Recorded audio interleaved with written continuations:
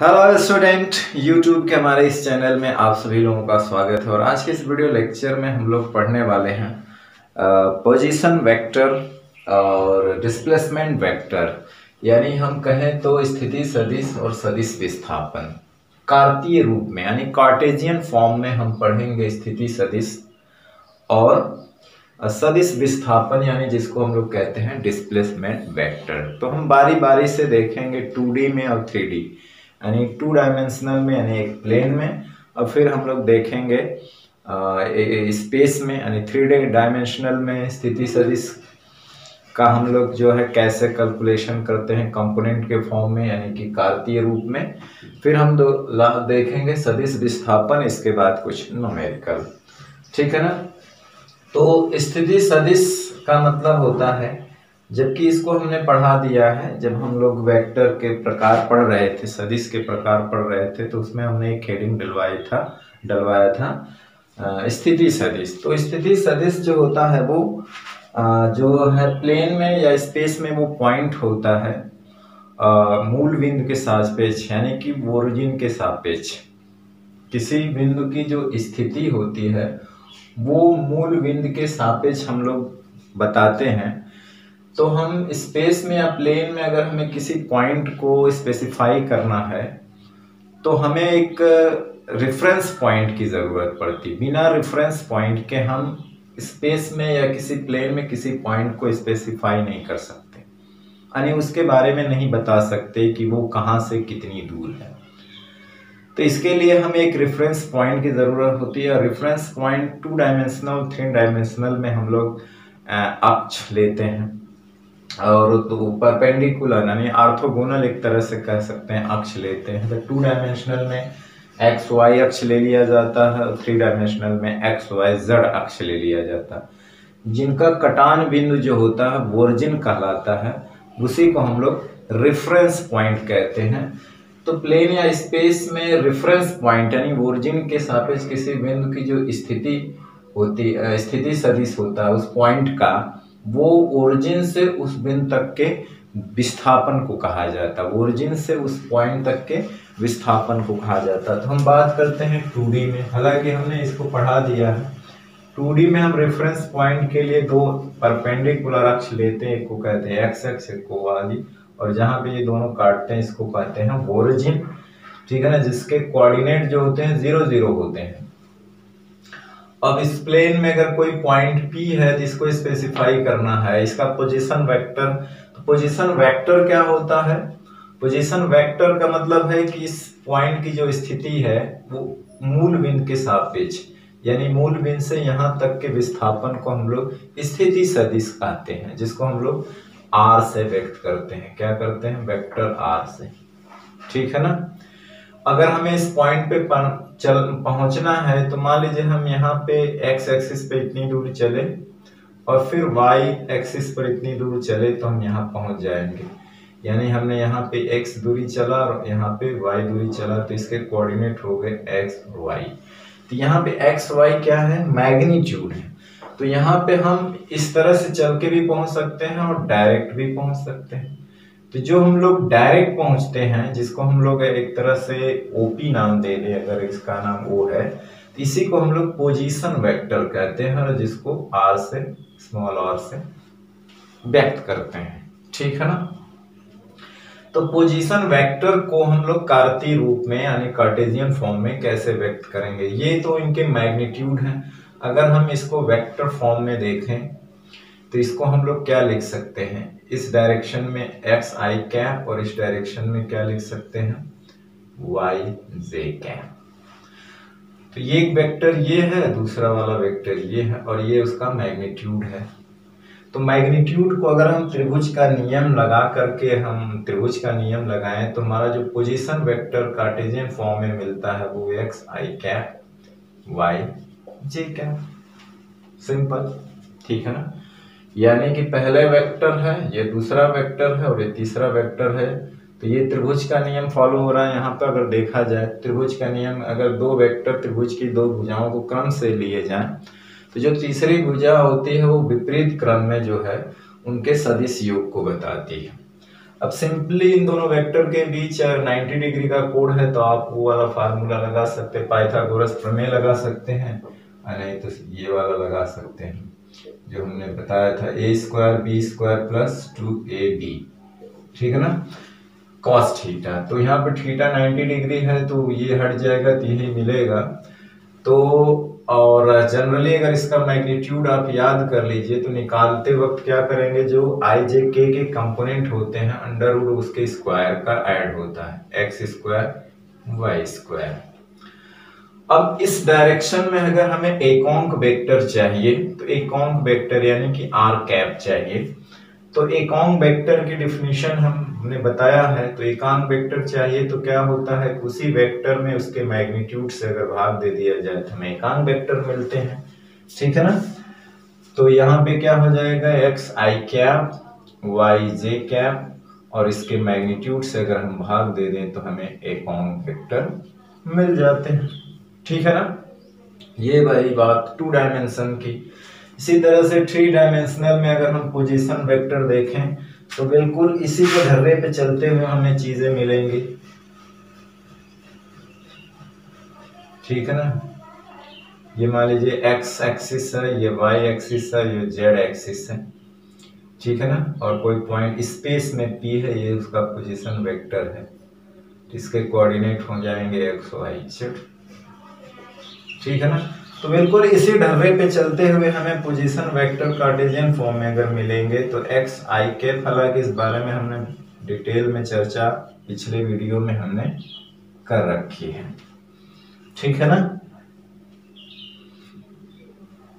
और इसका मैग्नीट्यूड चाहिए तो हमने मैग्नीट्यूड भी निकाल रखा है पिछले वीडियो में, आप जानेंगे। डायरेक्शन कोसाइन साइन, जो डायरेक्शन कोसाइन ने हमने फार्मूला निकाला है वो डायरेक्शन साइन कोसाइन जो भी आएगा हमने जो है पिछले वीडियो में हमने बता रखा है इसको। तो ये यहाँ पे क्या हो जाएगा, simply x square y square और जेड स्क्वायर।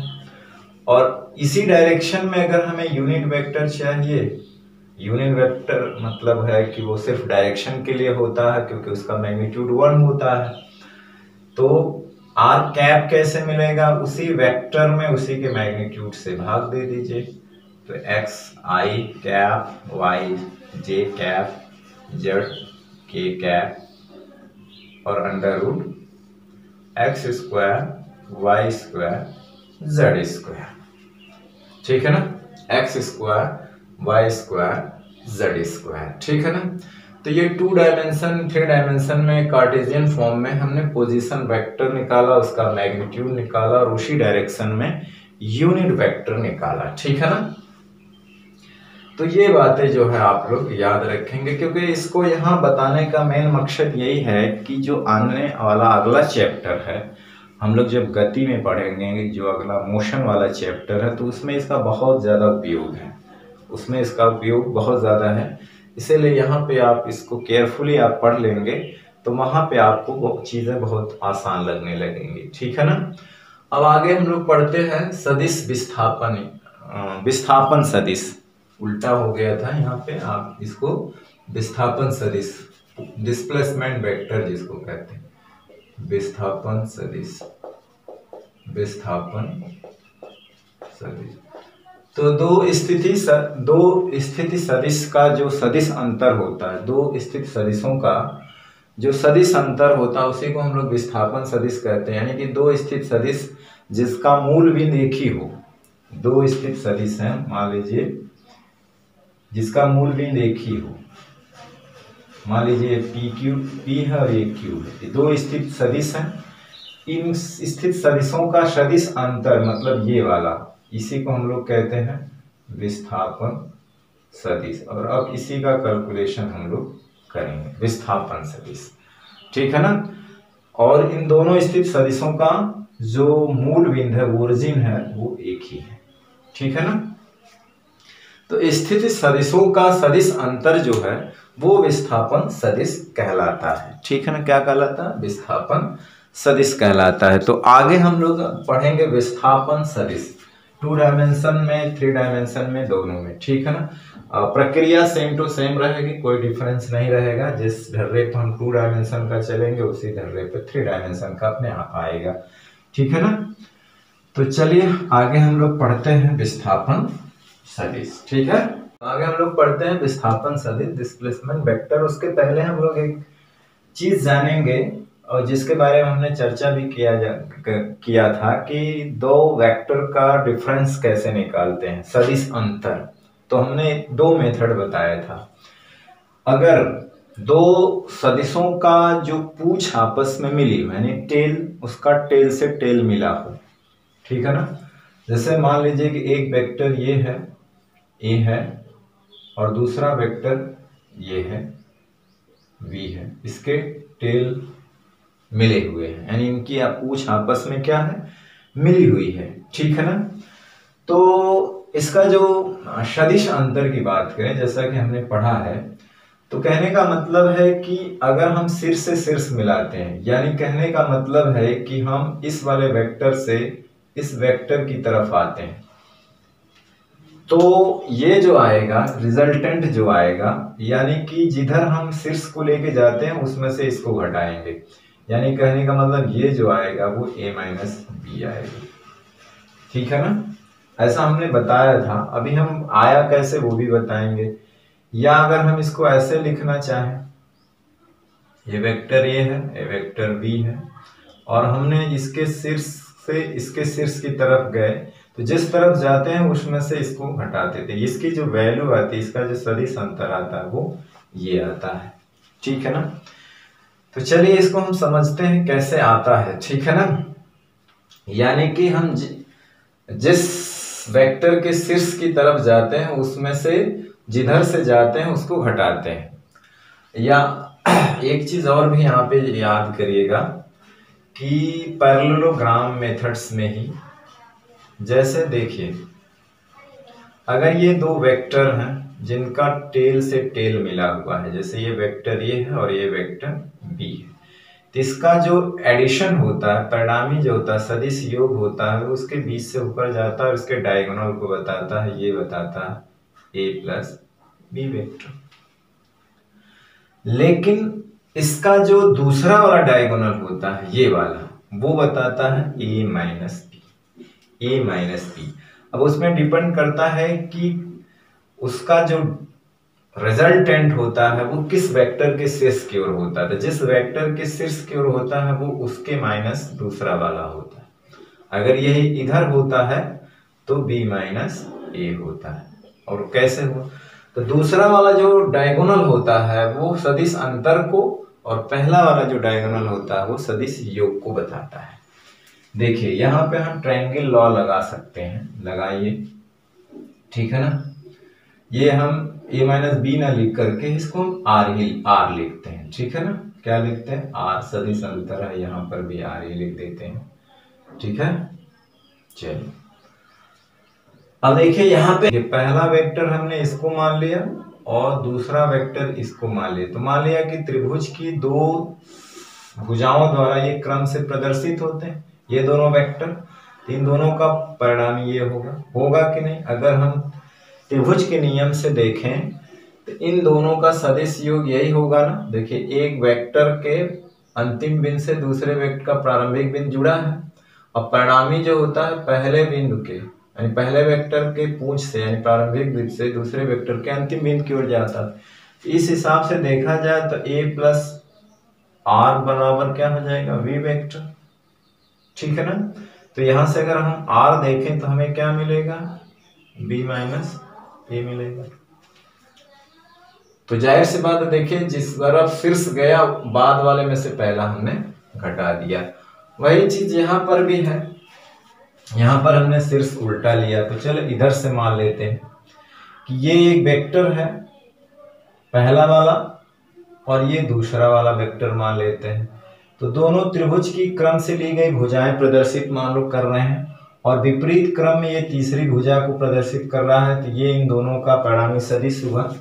तो कहने का मतलब है कि वेक्टर v और r अगर हम मिल के देखें तो वेक्टर a के बराबर होगा। तो यहां से अगर r हम लोग देखें तो क्या मिलेगा, a माइनस बी मिलेगा, सिंपल। ठीक है, इसके बारे में हम लोग जो है पहले चर्चा भी कर चुके हैं और हमने यहाँ पर भी बता दिया। ठीक है ना, तो आप ये मत ध्यान दीजिए, वो भूल भी सकता है कि किसका शीर्ष किस तरफ है, बशर्ते ये वाला एडिशन वाला त्रिभुज के जो एडिशन का नियम है वो फॉलो करिए, आप ये निकाल लेंगे। ठीक है ना, तो हमने वही नियम फॉलो किया तो देखिए मिल गया। यहाँ पे अगर देखिए तो हमें मिला b माइनस ए। तो आप ये भी याद रखेंगे तो ज्यादा अच्छा रहेगा कि अगर दो वेक्टरों के टेल आपस में मिले हों तो उनका अगर हमें परिणामी सदिश चाहिए तो वो सदिश अंतर के बराबर होता है, और उसमें से किसको घटाया जाता है, तो याद रखिएगा कि जो परिणामी का जो शीर्ष है जिस वेक्टर के शीर्ष की ओर होता है उसमें से दूसरे वाले को घटाते हैं, यानी इसका शीर्ष जिस वेक्टर की तरफ होता है वो उसमें से दूसरे वाले को घटाते हैं। यहाँ पे इसका शीर्ष इस वेक्टर की तरफ होता है तो इसमें से इसको घटाते हैं। और ये यहाँ पे आपने करके भी देख लिया, त्रिभुज का एडिशन वाला रूल लगा करके भी देख लिया। ठीक है ना, और समांतर चतुर्भुज में अगर दो वेक्टर उसके आसन्न भुजाओं को अगर वो प्रदर्शित करते हैं तो उनका विकर्ण जो होता है, जो उनको वेनिस्ट बिंदु से होकर जाता है वो उनके एडिशन को बताता है, लेकिन वहीं दूसरा वाला विकर्ण जो उसके सदिश अंतर को बताता है। ठीक है ना, और यही वाला ट्रिक और यही वाला रूल हम लोग विस्थापन सदिश में यानी डिस्प्लेसमेंट वेक्टर में लगाएंगे। ठीक है, हम लोग कार्टेशियन फॉर्म में, कार्तीय रूप में यानी कि स्थिति सदिश के रूप में विस्थापन सदिश को कैसे 2D और 3 डायमेंशनल में बात करते हैं। तो पहले 2D की बात करें।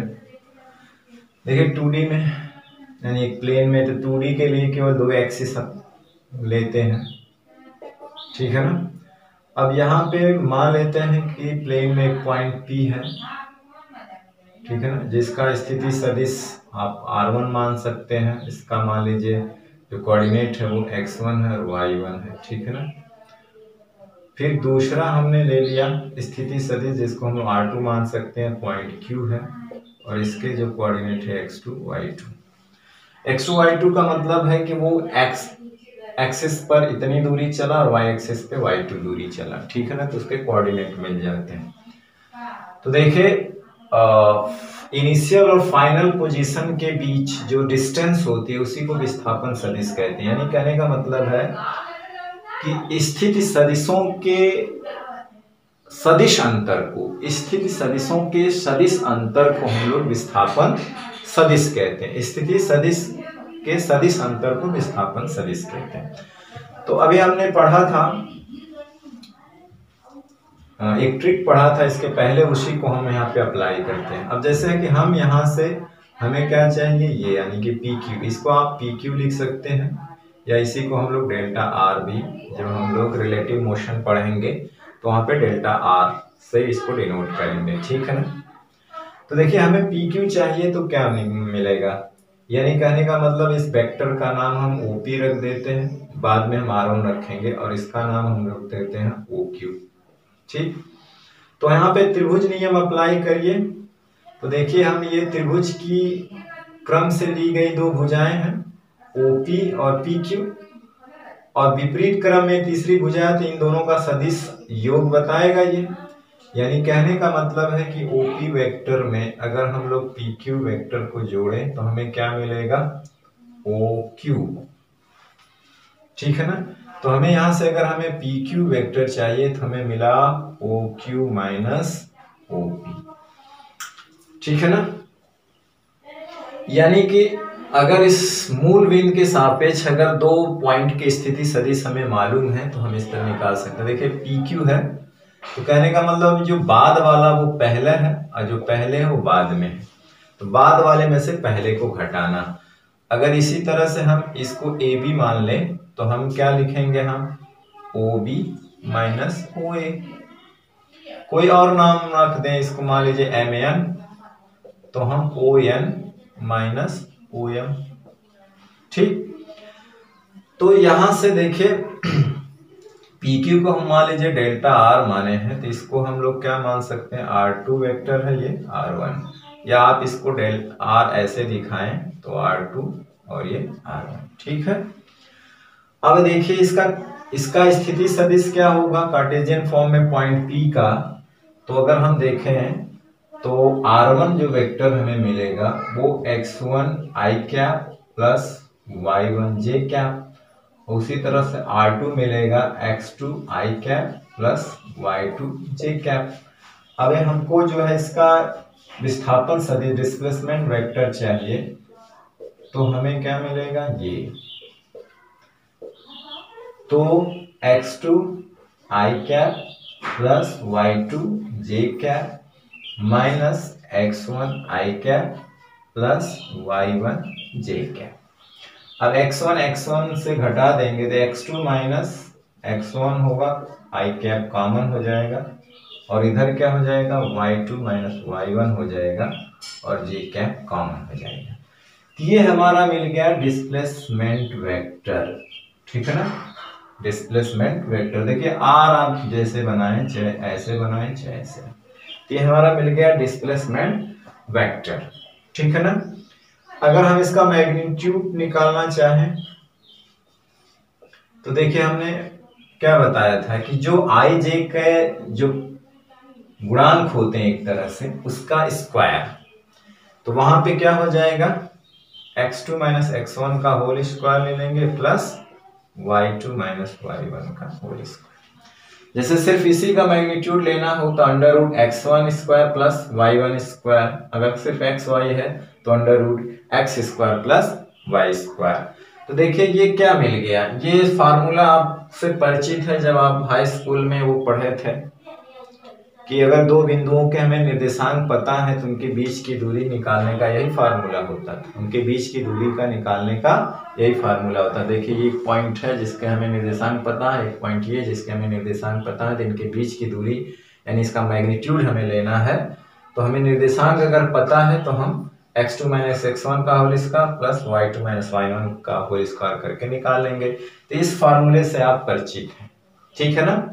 बिल्कुल अगर इसी ढर्रे पर अगर हम चलें, अगर कोई पॉइंट स्पेस में हो, स्पेस में कहने का मतलब है कि अगर उसका जेड एक्सिस भी हो, उसका क्या हो जेड एक्सिस भी हो, ठीक है ना। हाँ यहाँ पे एक चीज और देख लीजिए, अगर हमें इसका एकांक वेक्टर चाहिए, इसका हमें क्या चाहिए एकांक वेक्टर चाहिए, तो हम क्या करेंगे x2 minus x1 i cap plus y2 minus y1 j cap, उसी वेक्टर में उसी के मैग्नीट्यूड से क्या करेंगे भाग दे देंगे, ठीक है ना। x2 माइनस x1 का whole square y2 minus y1 का होल स्क्वायर, ठीक है ना। तो इसी ढर्रे पे हम लोग जो है 3 डायमेंशनल की बात कर लेते हैं, ठीक 3 डायमेंशनल की बात कर लेते हैं बिल्कुल इसी ढर्रे पर, यानी कि स्पेस में 2 पॉइंट हमने लिया है, एक P है, इसका पोजीशन वेक्टर ये है, मान लो R1 है, और एक हमने लिया है Q, इसका पोजीशन वेक्टर R2 है।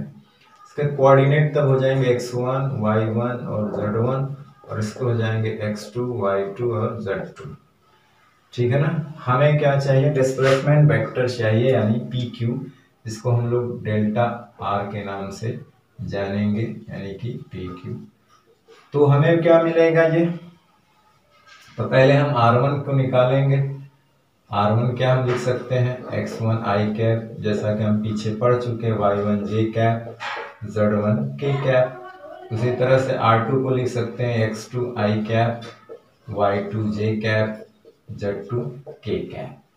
अब ये हमें डिफरेंस लेना है, तो यानी हमें PQ का मतलब क्या हो जाएगा यहाँ पे R2 वेक्टर माइनस R1, या इसी को हम लोग क्या लिख सकते हैं OQ माइनस OP, बाद वाले में से पहले को घटाना। तो देखिए यहाँ पे क्या हो जाएगा x2 i cap, y2 j cap, z2 k cap minus x1 i cap, y1 j cap, z1 k cap. अब इसका जब डिफरेंस लेंगे तो हमें क्या मिलेगा x2 minus x1 i cap, y2 minus y1 j cap, z2 minus z1 k cap.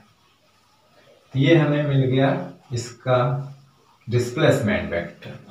अब इसका अगर हमें मैग्नीट्यूड लेना है डिस्प्लेसमेंट वेक्टर का, तो आई जे के जो गुणांक है उनका स्क्वायर का योग हो जाएगा, x2 माइनस x1 का whole square plus y2 minus y1 का होल स्क्वायर और z2 माइनस z1 का होल स्क्वायर।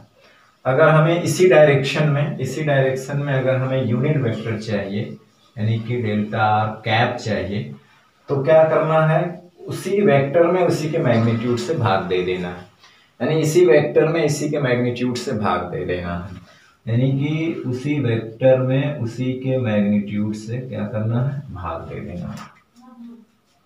ठीक है ना, क्या कर देना है, भाग दे देना। ठीक, तो हमने जो पढ़ा स्थिति सदिश और विस्थापन सदिश, यानी डिस्प्लेसमेंट वेक्टर को कैसे कैलकुलेट करेंगे, स्थिति सदिश कैसे निकालेंगे। ठीक है ना, अब आइए इन्हीं दो कॉन्सेप्ट पे हम जो है कुछ सवाल लगाते हैं। ठीक है ना, इन्हीं दोनों पे आधारित हम कुछ सवाल को लेते हैं। ठीक है ना, चलिए हम लोग पहला सवाल लेते हैं। तो पहला सवाल हम लोग लगाते हैं कि दिए गए चित्र में दिया हुआ है, ये 4 क्वाड्रेंट है, ए का निर्देशांक, बी का निर्देशांक, सी का पॉइंट, डी का निर्देशांक दिया हुआ है। तो कह रहा r a vector, r b vector, r c और आर डी वेक्टर और r a cap, r a b, मतलब उनका यूनिट उसी डायरेक्शन में उनका यूनिट वेक्टर भी निकालना है। ठीक है ना, तो सिंपल अगर हम बात करें आर ए वेक्टर की, तो ये एक्स में 2 यूनिट चला है और y में भी 2 यूनिट चला है, तो हम इसको लिख सकते हैं 2i cap plus 2j cap. ये हो गया क्या, इसका पोजीशन वेक्टर। अब इसका सिंपली ले लीजिए आप मैग्नीट्यूड, तो मैग्नीट्यूड क्या हो जाएगा, 2 का स्क्वायर यानी कि 4 प्लस 4 यानी 8। अब इसी डायरेक्शन में हमें यूनिट वेक्टर लेना है, यानी आर ए कैप। तो unit vector r a cap कैसे निकालेंगे, यानी उसी वेक्टर में उसी के मैग्नीट्यूड से आप भाग दे देंगे। तो वेक्टर तो हमें मिला है ये, और इसका मैग्नीट्यूड क्या है, √8, ये √8 रहेगा। ठीक है ना, यही प्रक्रिया अगर आप इधर चलेंगे तो देखिए यहाँ पे क्या है, ये -2 है, यानी कि अगर हम आरबी की बात करें तो यहाँ -2i कैप हो जाएगा। देखिए विपरीत डायरेक्शन में है, +2j कैप हो जाएगा, और मैग्नीट्यूड में कोई फर्क नहीं पड़ेगा क्योंकि मैग्नीट्यूड में ये सब 2 है, तो वो आप निकालेंगे तो √8 ही आएगा। और इसका अगर हमें यूनिट वेक्टर इसी डायरेक्शन में चाहिए तो हमें ये वेक्टर चाहिए, ठीक है ना, और उसका मैग्नीट्यूड चाहिए 4 4 8, यानी 2√2 भी कर सकते हैं। तो बाकी इसी तरह आप निकाल सकते हैं। अगर हमें RC वेक्टर चाहिए तो ये देखिए दोनों माइनस हो जाएगा, यानी कि 2i cap minus 2j cap. इसका अगर हमें मैग्नीट्यूड चाहिए तो सब प्लस है, प्लस आएगा, -2 का स्क्वायर प्लस -2 का स्क्वायर, यानी वो 8 ही आएगा। अब इसका हम लोग एकांक वेक्टर आराम से निकाल सकते हैं, उसी तरह सबका निकाल लीजिएगा, ठीक है ना। अब जैसे कि इसी सवाल पे अगर इस तरह से दिया हो, ठीक है, बिल्कुल इजी है, आप निकाल सकते हैं। आपने देखा क्या निकाला, आपने पोजीशन वेक्टर निकाला, उसका मैग्नीट्यूड निकाला, उसी डायरेक्शन में एकांक वेक्टर निकाला, ठीक है ना।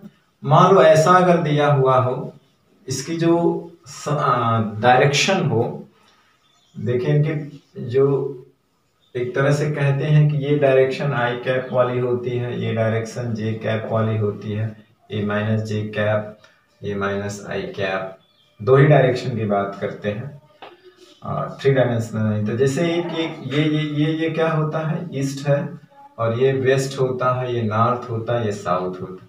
ये वाली डायरेक्शन क्या कहलाएगी, ये वाली नॉर्थ ईस्ट कहलाएगी। तो नॉर्थ ईस्ट की डायरेक्शन अगर हमें पता करना है, डायरेक्शन मतलब है कि इस दिशा में हमें यूनिट वेक्टर चाहिए एकांक, तो जाहिर सी बात है कि इसका जो वेक्टर होगा, अगर हम इसका वेक्टर बात करें तो i कैप होगा प्लस j कैप होगा, क्योंकि इसको हमने एकांक वेक्टर माना है। तो इसका मैग्नीट्यूड वन है होगा, और इसका भी मैग्नीट्यूड वन है, और सबके क्योंकि इसकी इस दिशा में एकांक वेक्टर आई कैप है, इधर जे कैप है, इधर माइनस जे, इधर माइनस आई, जिनके मैग्नीट्यूड क्या है, वन वन है। तो हमें अगर इसका इस दिशा में एकांक वेक्टर चाहिए, इस दिशा में, तो वो एकांक वेक्टर क्या हो जाएगा, इसका पोजीशन वेक्टर इस डायरेक्शन का, ठीक है ना, और फिर इसके मैग्नीट्यूड से भाग दे देंगे, तो मैग्नीट्यूड क्या हो जाएगा, इसका मैग्नीट्यूड वन का स्क्वायर, तो √2। तो आप क्या करेंगे, उसके मैग्नीट्यूड से भाग दे देंगे, तो मुझे ये यूनिट वेक्टर निकल गया उस डायरेक्शन में। इधर क्या होगा, माइनस आई कैप प्लस जे कैप है, और वो तो वही रहेगा।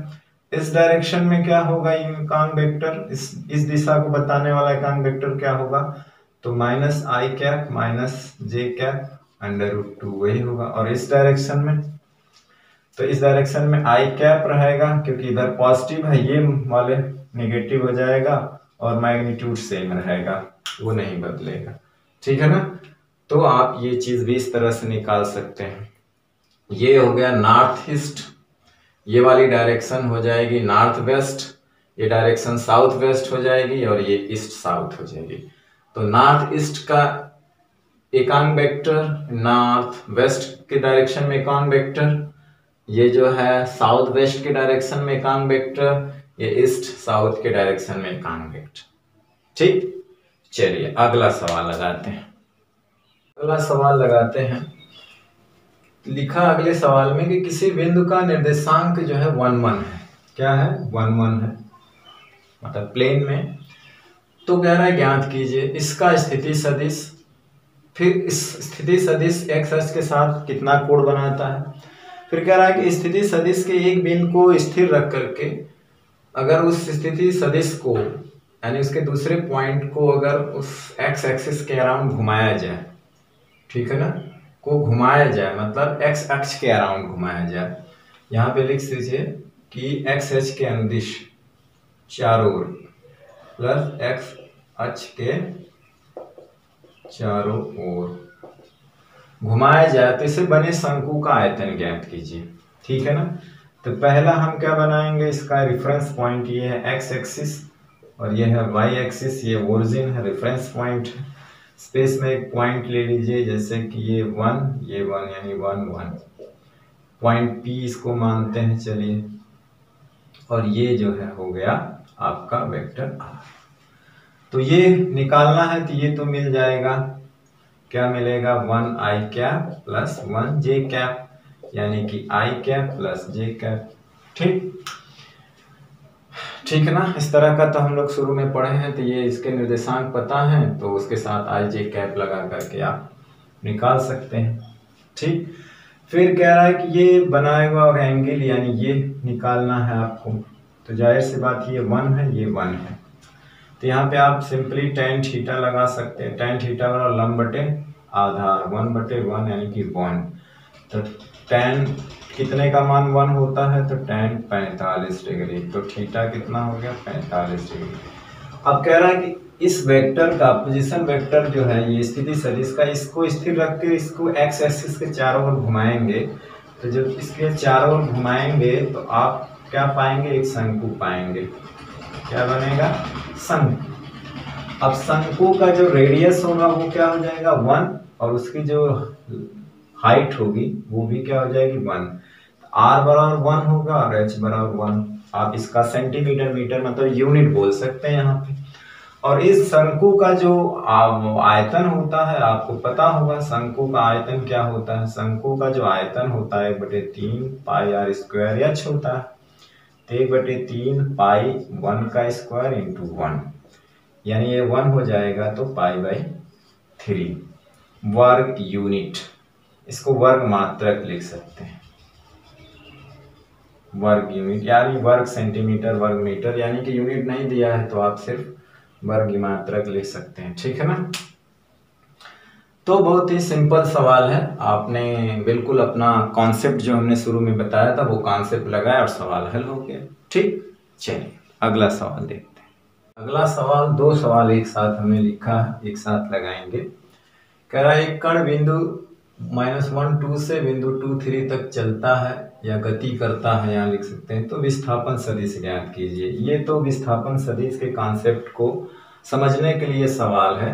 तो आप तो डायरेक्ट मान लो ये बिंदु ए है और ये बिंदु बी है, तो आप डायरेक्ट अगर हमें ए बी चाहिए, अगर ओरिजिन है ए बी चाहिए, तो आप ओ बी माइनस ओ ए निकाल सकते हैं, ठीक है ना। तो आप देखिए इस तरह से समझिए और डायरेक्ट फार्मूला भी यूज कर सकते हैं, ठीक है ना, डायरेक्ट भी यूज कर सकते हैं। अब देखिए जैसे ये एक्स एक्सिस है यानी कि आई कैप डायरेक्शन में है, ये वाई एक्सिस है, ठीक है ना, और ये ओरिजिन है।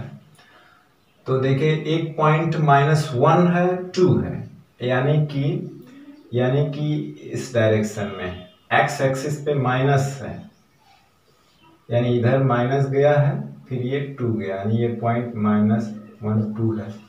दूसरा पॉइंट है इधर 2 आया है, फिर इधर 3 आया है, यानी कि 2 3 यहाँ पे है ये पॉइंट, ठीक है ना। तो मान लीजिए ये इसको इससे मिला दीजिए, इससे इसको मिला दीजिए। अब इसे पॉइंट ए मान लीजिए, इसे पॉइंट बी मान लीजिए, वो है। तो कह रहा विस्थापन सदिश तो यही होगा। विस्थापन सदिश माने अगर इधर से इधर चलें, ये initial point two final point यही है ना, ठीक। तो हमें ए बी मालूम करना है, तो ए बी कैसे मिलेगा, यानी कि ओ बी माइनस ओ ए, जो अभी हमने पढ़ा है, ठीक है ना। यानी कि बाद वाले में से पहले को घटा दो, बाद वाले में से, क्योंकि इसका शीर्ष बाद वाले पे आके मिल रहा है ना, तो बाद वाले पोजीशन वेक्टर में से पहले वाला पोजीशन वेक्टर घटा दो।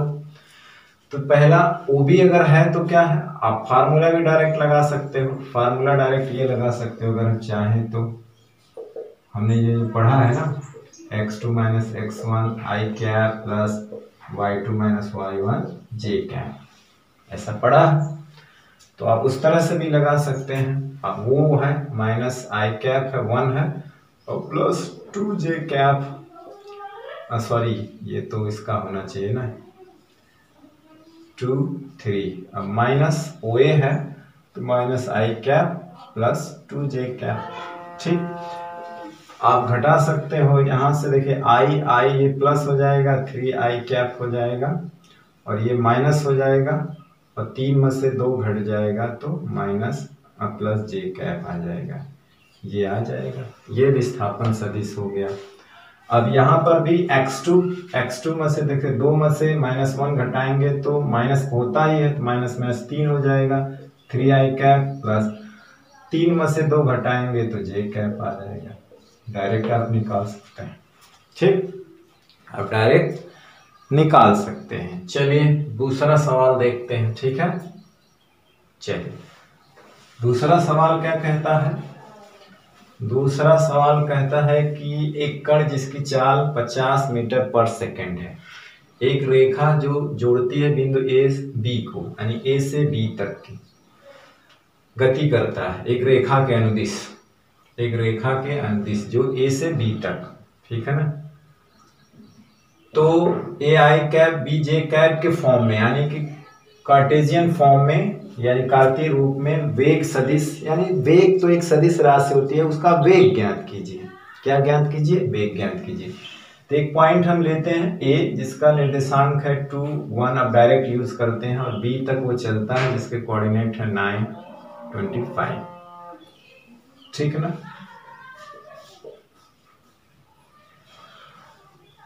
चलता किधर है, इसके चलने की डायरेक्शन इधर है। तो भाई कण जो है चलता इधर है ना 50 मीटर पर सेकंड के वेग से, तो उसकी डायरेक्शन इधर है, ठीक है। तो पहले हम अब इस डायरेक्शन को निकालने का मतलब है कि इस दिशा में हम क्या निकालेंगे। अगर हम इस डायरेक्शन में हम लोग यूनिट वेक्टर निकाल लेते हैं तो वही यूनिट वेक्टर ही इसकी डायरेक्शन होगी, ठीक है ना। तो हमें क्या पूछा है, वेग सदिश, यानी कि वेग, यहाँ सदिश लिखें या ना लिखें, वेग ऑलरेडी सदिश राशि होती है। तो इसका मतलब इसको हम इसका मैग्नीट्यूड निकालना पड़ेगा और उसका उस डायरेक्शन में एकांक वेक्टर निकालना पड़ेगा। क्या निकालना पड़ेगा, एकांक वेक्टर। इस डायरेक्शन में यूनिट वेक्टर, तो कहने का मतलब है जो कण इस डायरेक्शन से यहाँ तक आता है तो उसकी दिशा यही है। तो इसका मैग्नीट्यूड तो हमें दे रखा है, ये क्या है, अगर वेग के फॉर्म में है तो ये 50 है, लेकिन हमें वी कैप मालूम करना है, वी कैप। तो वी कैप क्या होगा, वी कैप मतलब इसकी डायरेक्शन। तो कहने का मतलब है कि पहले इसका मैग्नीट्यूड निकालते हैं। तो मैग्नीट्यूड मतलब मान लेते हैं डी। तो अगर हमें डी निकालना है तो क्या हो, फार्मूला लगाएंगे x2 minus x1 i cap और y2 माइनस y1 जे कैप। तो देखिए यहाँ से x2 क्या है 9 और 9 में से 2 घटा देंगे तो 7 हो जाएगा, 7 आई कैप हो जाएगा, प्लस y2 25 है, 25 में से 1 घटा देंगे तो 24 जे कैप आएगा। तो देखिए ये डी वेक्टर डी आ गया। इसका अगर हम मैग्नीट्यूड निकालें तो मैग्नीट्यूड क्या हो जाएगा 7 का स्क्वायर 24 का स्क्वायर। एक तरह से पाइथागोरियन ट्रिपलेट होता है, ये 7 अगर 24 है तो ये 25 होगा।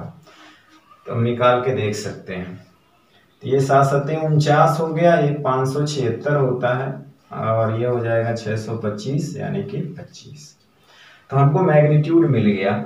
तो देखिए अगर हम इसी डायरेक्शन का हम यूनिट वेक्टर लेना चाहिए, हमें ये वेक्टर मिला, अगर हम इसका यूनिट वेक्टर लेते हैं तो ये डायरेक्शन बताएगा, हमें ये वेक्टर मिल गया ना। तो अगर हम इसका यूनिट डायरेक्ट वेक्टर लेते हैं तो क्या बताएगा, इस दिशा को बताएगा, ए बी डायरेक्शन को बताएगा।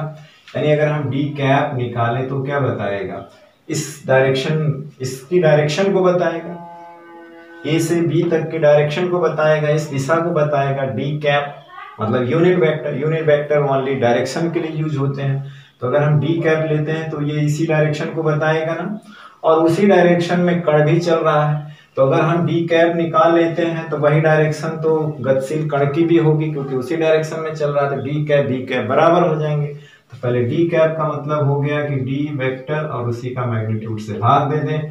तब वो आया था क्या, वो आया था 7 आई कैप 24 जे कैप और उसका मैग्नीट्यूड कितना है 25। तो इसका मतलब है कि डी कैप बराबर हो जाएगा बी कैप। अब हमें इसको वेलोसिटी वेक्टर आराम से निकल जाएगा। वेलोसिटी वेक्टर कह लें, वेग सदिश या सिर्फ वेग कहें तो ये तो 50 है उसका मैग्नीट्यूड, और वी कैप हमारा आ गया 7 आई कैप 24 जे कैप अपान 25, 25 दूना 50, तो ये हो जाएगा 2 7 आई कैप 24 जे कैप। ठीक है ना, ये वेलोसिटी वेक्टर हो गया उस डायरेक्शन में जिधर कण मूव कर रहा है। ठीक है ना, कण मूव कर रहा है। ठीक, तो हमने 2 सवाल लगाया, ठीक है ना, और दूसरे सवाल पे आधारित हम कुछ और सवाल आगे लगाते हैं। अगला एक बहुत ही खूबसूरत सवाल लगाते हैं। कह रहा है कि क्षैतिज समतल मैदान पर, ये ब्लैक बोर्ड वर्टिकल है, ऐसे खड़ा है, वो क्षैतिज है और समतल मैदान है, क्षैतिज और समतल मैदान। एक व्यक्ति एक बिंदु ए पर खड़ा है। तो पहले हम क्या करेंगे, बनाने की कोशिश करेंगे कि एक समतल मैदान है, क्षैतिज है, ठीक है ना, ये मान लीजिए समतल मैदान है, क्षैतिज, ठीक है ना। एक व्यक्ति मान लीजिए यहाँ पे खड़ा है और वहीं पे खड़ा होकर के वो 5 मीटर जो है लंबा वर्टिकल खंभा गाड़ता है, ये मान लीजिए 5 मीटर, ठीक। अब वो 5 मीटर पूरब की ओर चलता है, यानी कि पूरब इधर है, 5 मीटर चला इधर, ठीक, और 2 मीटर उत्तर की ओर गया, यानी डायरेक्शन आप देख लीजिए, इधर ईस्ट है, इधर नॉर्थ है या वेस्ट है, साउथ। तो देखिए पूरब इधर चला तो फिर 2 मीटर क्या चला प्लेन में, ये प्लेन में चला 2 मीटर। आप ये खंभा मत समझिएगा, आपको ऐसे बता दें किसी प्लेन में चला वो 2 मीटर, ठीक है ना, 2 मीटर इसी प्लेन में चला, ठीक है ना। थोड़ा सा प्लेन 2 मीटर उसी प्लेन में चला, चलकर बिंदु बी पर पहुंचता है, ये बिंदु बी है, उसी प्लेन में है, ये पॉइंट सब प्लेन में, खंभा वर्टिकल ऊपर है, ठीक है ना। पुनः 3 मीटर लंबा खंभा यहाँ पे गाड़ देता है। 3 मीटर लंबा खंभा, ये भी खंभा है और ये भी खंभा है, ठीक है ना। ऐसा लग रहा है कि ये जो ऊंचा है, तो आप ये प्लेन में है ये मान के चलिए, थोड़ा सा फिगर बनाने में प्रॉब्लम है। ये 3 मीटर, वो 5 मीटर है, ठीक है ना, और ये क्या है 3 मीटर। तो और ये कह रहा है कि एक पक्षी जो है इस खंभे से उड़ करके इस खंभे तक आती है, पक्षी इस खंभे से उड़ करके इस खंभे, तो उसका विस्थापन क्या होगा, उसका मैग्नीट्यूड निकालना है। क्या निकालना है, मैग्नीट्यूड। तो मैग्नीट्यूड निकालने के लिए पहले तो इसकी पोजीशन निकालना होगा, इन दोनों पॉइंट का पोजीशन। बिना पोजीशन हम निकाले तो हम डिस्प्लेसमेंट निकाल नहीं सकते। तो उसके लिए रेफरेंस पॉइंट चाहिए। तो रेफरेंस पॉइंट के लिए हम पॉइंट ए को ही ओरिजिन मान लेते हैं और इसको मान लेते हैं एक्स एक्सिस, और इस खंभे को जो यहाँ पे है इसको मान लेते हैं वाई एक्सिस, और ये तो मान लीजिए जेड एक्सिस है, ठीक है ना। इसको हमने क्या मान लिया, ओरिजिन मान लिया, ठीक है।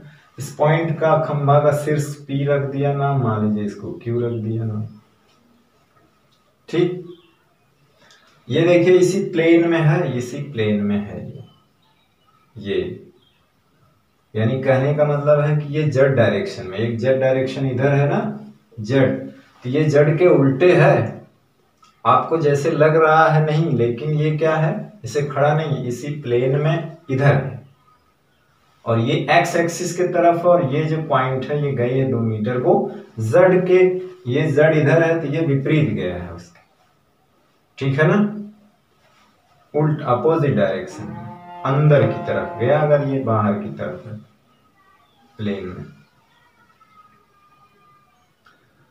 तो देखिए इसका, अब देखिए इसका जो कोऑर्डिनेट होगा क्या होगा इस पॉइंट का, भाई जेड पे ये चला नहीं है, ये पॉइंट सिर्फ वाई डायरेक्शन में गया है ना, एक्स पे गया है ना जेड में, तो इसका एक्स पे 0, वाई पे 5 हो जाएगा और जेड पे 0 हो जाएगा।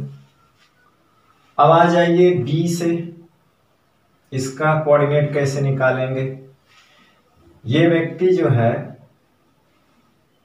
5 मीटर इधर चला है एक्स एक्सिस पे, तो 5 तो हो जाएगा कोऑर्डिनेट, और वाई में 3 गया है और जेड में 2 गया है, यानी कहने का मतलब है कि इधर गया, ठीक है ना, और ये खंबा है और ये जेड है, थोड़ा सा ऐसे बनाना चाहिए था, चलो। ये खंबा है कितना, 3 मीटर है, और ये जो है प्लेन में है, ये पॉइंट हम यहाँ लग रहा है प्लेन में है, ठीक है ना, प्लेन में बताना है, बता रहा हूँ, ये प्लेन में ऐसे गया, यानी कि 2 मीटर, यानी कि जेड एक्सिस इधर है, उसके विपरीत गया तो ये माइनस जे में गया, तो कहने का मतलब ये -2 हो जाएगा। क्या हो जाएगा, -2। तो इसके कोऑर्डिनेट मिल गए -2, ठीक है, क्या मिल गया, -2। अब सिंपल है, आप निकाल सकते हैं पी क्यू, उसी का हम लोग मैग्नीट्यूड ले लेंगे, तो ये हो जाएगा x2 - x1 i cap, y2 - y1 j cap और z2 - z1 k कैप, ठीक है ना। तो देखिए x2 5 है, 5 - 0 यानी कि 5 i कैप हो गया, प्लस y2 3 - 5 है, अगर देखा जाए तो y2 ये है, 3 - 5 है तो ये -2 हो जाएगा, कहने का मतलब है कि -2 j कैप। आइए जेड में, Z2 -2 है और Z1 0 है, तो ये भी -2 k कैप हो जाएगा, ठीक है ना। अब इसी का मैग्नीट्यूड ले लिया जाए, तो मैग्नीट्यूड का मतलब होगा कि 5 का स्क्वायर प्लस -2 का स्क्वायर प्लस -2 का स्क्वायर, यानी कि सब पॉजिटिव। मैग्नीट्यूड का मतलब ऑल, ये सब माइनस का ध्यान नहीं देना, सबका पॉजिटिव लेना। तो ये हो जाएगा 5 25, ये हो जाएगा 4, ये हो जाएगा 4, 25 8 कितना हो जाएगा, √, 33, √33 ये आंसर हो जाएगा। क्या हो जाएगा? √33 आंसर हो जाएगा। ठीक है ना। चलिए अब हम लोग अगला सवाल देखते हैं। अगला सवाल लगाते हैं कि दो बिंदु आवेश Q1 तथा Q2 बिंदु 000 मीटर तथा बिंदु 1222 मीटर पर स्थित हैं। एक दूसरे को T न्यूटन के बल से प्रतिकर्षित करते हैं। Q1 के कारण Q2 पर लगने वाला बल इतना न्यूटन ऑलरेडी दे रखा है, एक फॉर्म दे रखा है और हम एक ठो निकाल करके इससे कंपेयर करेंगे। तो x + y z का मान ज्ञात कीजिए। तो कहने का मतलब है कि पहले हम 2 1 कैलकुलेट करेंगे इस पॉइंट से और फिर इससे कंपेयर कर देंगे तो हमारा x + y z मिल जाएगा। तो देखिए एक पॉइंट हम ले लेते हैं A जिसके Q1 है, जिसपे यानी कहने का मतलब ये Q1 है जिसका निर्देशांक 0 0 0 है और इस पॉइंट को A मान लेते हैं। और यहाँ पे पॉइंट B है जिसपे Q2 है, इसके निर्देशांक 1 2 2 है। तो Q2 पर Q1 दोनों पे पॉजिटिव चार्ज है तो इस पे फोर्स इस डायरेक्शन में लगेगा जिसको हम लोग 2F1 कहेंगे। और इसी फोर्स को हमें कैलकुलेट करना है, ठीक है ना। इसी फोर्स को हमें क्या करना है? कैलकुलेट करना है। तो देखिए जाहिर सी बात है कि हम क्या करेंगे, इस फोर्स को अगर हम निकालेंगे तो अगर हमें ये वेक्टर फॉर्म में लिखा है तो इस फोर्स को निकालेंगे तो इसका हमें मैग्नीट्यूड लेंगे, ठीक, एक तरह से। और फिर क्या लेंगे? इस डायरेक्शन में इसका यूनिट वेक्टर, यानी इस फोर्स को हम इस तरह लिख सकते हैं, ठीक है ना। तो कह रहा है कि इन दोनों के बीच का जो बल है वो कितना है? 3 न्यूटन है, हमें पता है 3 न्यूटन है। लेकिन ये चीज हमें नहीं पता है, यानी इसकी डायरेक्शन, इस फोर्स की डायरेक्शन किधर है? इधर। इस फोर्स की डायरेक्शन किधर है? इधर। तो हम इनके बीच के जो AB के बीच की दूरी निकालेंगे, ठीक है ना। इनके बीच की दूरी निकालेंगे। अगर कोई कण है, मान लीजिए ये A से B की तरफ चलना है तो इसका डिस्प्लेसमेंट वेक्टर निकालेंगे। तो डिस्प्लेसमेंट वेक्टर की जो डायरेक्शन होगी वो A से B की तरफ होगी। डिस्प्लेसमेंट वेक्टर की डायरेक्शन किधर होगी? A से B की तरफ। तो डिस्प्लेसमेंट वेक्टर की जो डायरेक्शन होगी वही तो फोर्स की डायरेक्शन होगी, क्योंकि यहाँ पे हमें इसका मैग्नीट्यूड पता है लेकिन यूनिट डायरेक्शन नहीं पता है। तो यूनिट डायरेक्शन हम यहाँ पे निकालेंगे। तो हम क्या करेंगे, यहाँ पे पहले डिस्प्लेसमेंट निकालेंगे वेक्टर और फिर उसका डायरेक्शन। तो डिस्प्लेसमेंट वेक्टर की डायरेक्शन A से B की ओर होगी, क्योंकि एक तरह से देखा जाए कि कोई कण है यहाँ से चल करके यहाँ आता है तो डिस्प्लेसमेंट की डायरेक्शन जो होगी वही तो फोर्स की डायरेक्शन होगी। तो अगर डिस्प्लेसमेंट वेक्टर का हम यूनिट वेक्टर निकाल लें तो वही यूनिट वेक्टर इसका भी होगा, क्योंकि उसी की डायरेक्शन इसकी डायरेक्शन सेम है। तो हम क्या करेंगे, पहले हम डिस्प्लेसमेंट वेक्टर निकालते हैं, तो वो क्या हो जाएगा? x2 - x1 i cap, y2 - y1 j cap और z2 - z1 k कैप। तो देखिए यहां से x2 1 में से 0 घटाएंगे 1 i कैप, 2 में से 0 घटाएंगे 2 j कैप, ये भी 2 j कैप आएगा और k कैप आएगा। तो ये हमारा डिस्प्लेसमेंट वेक्टर आया। अब इसका हम लोग मैग्नीट्यूड निकाल लें। क्यों निकाल रहे हैं बता रहे हैं अभी। 1 का स्क्वायर, 2 का स्क्वायर, 2 का स्क्वायर, ये हो जाएगा 1 4 4 √9 यानी कि 3।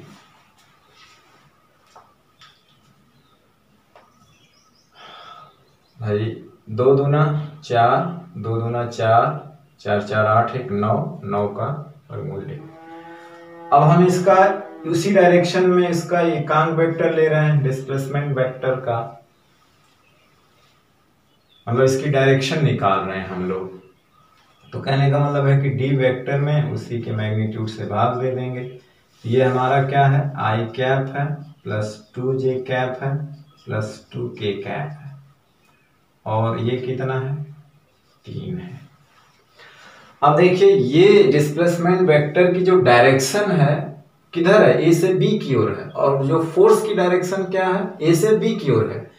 तो कहने का मतलब डिस्प्लेसमेंट वेक्टर का जो यूनिट वेक्टर है वही इस फोर्स का भी यूनिट वेक्टर होगा, क्योंकि दोनों की डायरेक्शन सेम है तो दोनों का यूनिट वेक्टर तो सेम होगा। तो कहने का मतलब इसके जगह हम ये लिख सकते हैं, तो ये हो जाएगा आपका 3 न्यूटन ऑलरेडी दिया है, 3 न्यूटन के बल से वो करता है, और ये इसके जगह पे हम लोग ये करेंगे 2J कैप 2K कैप और बटे 3, 3 से 3 कट गया। और ये हमारा लास्ट में दे रखा है, कितना दे रखा है, XI कैप YJ कैप और ZK कैप, इतना न्यूटन ये हमको दे रखा है। पूछा है एक्स वाई प्लस जेड बराबर क्या होगा, तो कंपेयर करिए इसकी उसकी। तो x के जगह क्या है 1, y के जगह क्या है 2 और z की जगह है 2, तो कुल कितना मिल गया 2 2 4 1 5, कितना आएगा 5 आएगा। अगर हम उसकी वैल्यू सिर्फ देखें तो कितना आएगी 5, ठीक है ना, कितना आएगी 5 मिनट, ठीक है ना।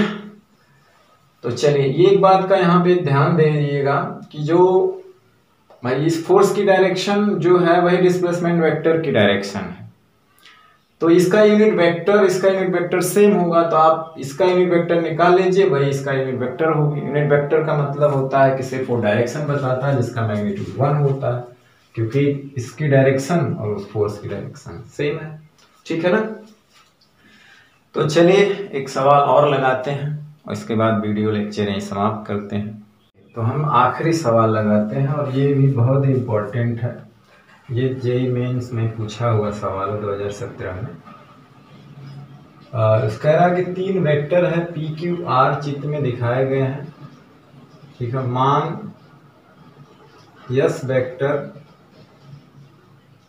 माना, यहाँ पे लिखा मान नहीं, माना यस बिंदु जो है, बिंदु यस यहाँ पे रहेगा, माना बिंदु एस वेक्टर आर पर स्थित, यहाँ पे लिखें आर पर स्थित। पी व एस के बीच का दूरी जो है, इसका जो मैग्नीट्यूड है वो दिया है बी, मैग्नीट्यूड आर है।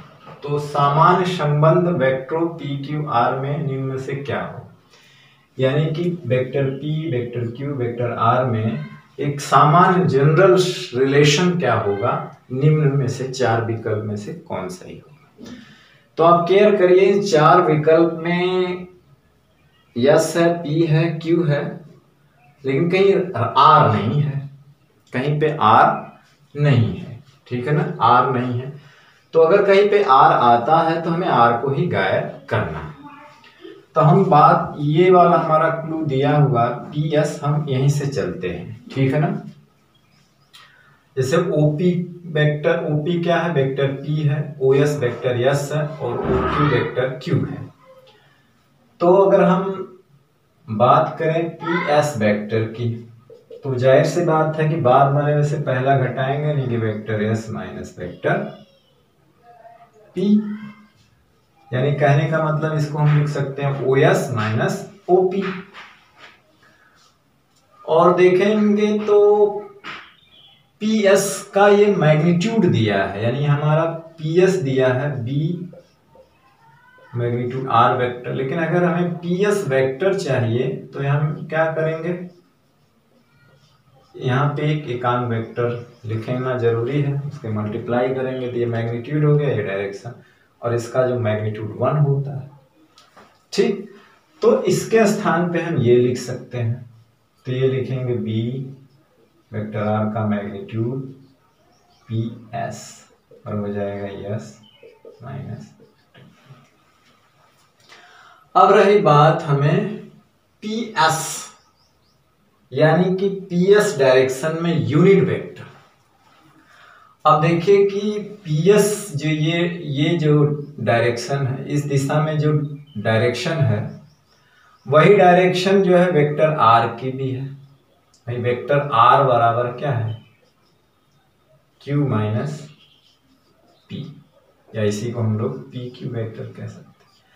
तो जो वेक्टर आर है उसकी डायरेक्शन किधर है, इधर है, और उसी दिशा में पीएस की भी डायरेक्शन है, उसी डायरेक्शन में पीएस की डायरेक्शन है। तो अगर हम आर वेक्टर के डायरेक्शन में यूनिट वेक्टर निकालें तो वही यूनिट वेक्टर पीएस वेक्टर के लिए भी काम करेगा, क्योंकि दोनों वेक्टरों की डायरेक्शन तो सेम है। पीएस वेक्टर की जो डायरेक्शन है वही आर वेक्टर की डायरेक्शन है। तो आर वेक्टर का अगर यूनिट वेक्टर निकालें तो वही यूनिट वेक्टर पीएस वेक्टर के लिए भी काम करेगा, ठीक है ना, काम करेगा। तो हमें क्या निकालना है, हमें इसका मैग्नीट्यूड निकाल लेना है। तो मैग्नीट्यूड इसका क्या हो जाएगा, आर वेक्टर, अगर हमें आर कैप चाहिए तो आर कैप हो जाएगा वेक्टर आर अपॉन इसका मैग्नीट्यूड, और आर ही कैप बराबर हो जाएगा पीएस कैप, आर ही कैप क्या हो जाएगा बीएस कैप, यही कॉन्सेप्ट है इसमें। तो देखिए हम पीएस कैप की जगह ये लिख सकते हैं, तो यहाँ हो जाएगा बी आर वेक्टर का मैग्नीट्यूड है, पीएस कैप के लिए वेक्टर आर अपॉन उसका मैग्नीट्यूड ये कट जाएगा, तो ये बी आर वेक्टर हो जाएगा, इधर vector s minus P vector है ही है, और ये दिया हुआ है vector Q minus vector P already दिया हुआ है। अब इसमें गुणा कर दीजिए, ये हो जाएगा बी क्यू और ये हो जाएगा बी पी और ये हो जाएगा यस माइनस वेक्टर पी, ठीक है। अब देखिए पी जहां उसको एक तरफ करिए, यस उस साइड ले जाइए,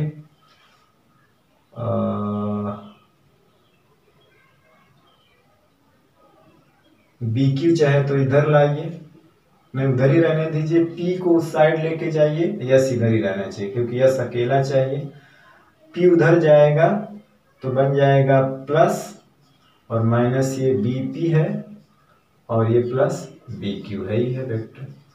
अब यहां से क्या करिए, पी कॉमन ले लीजिए तो हो जाएगा 1 minus b plus b q vector.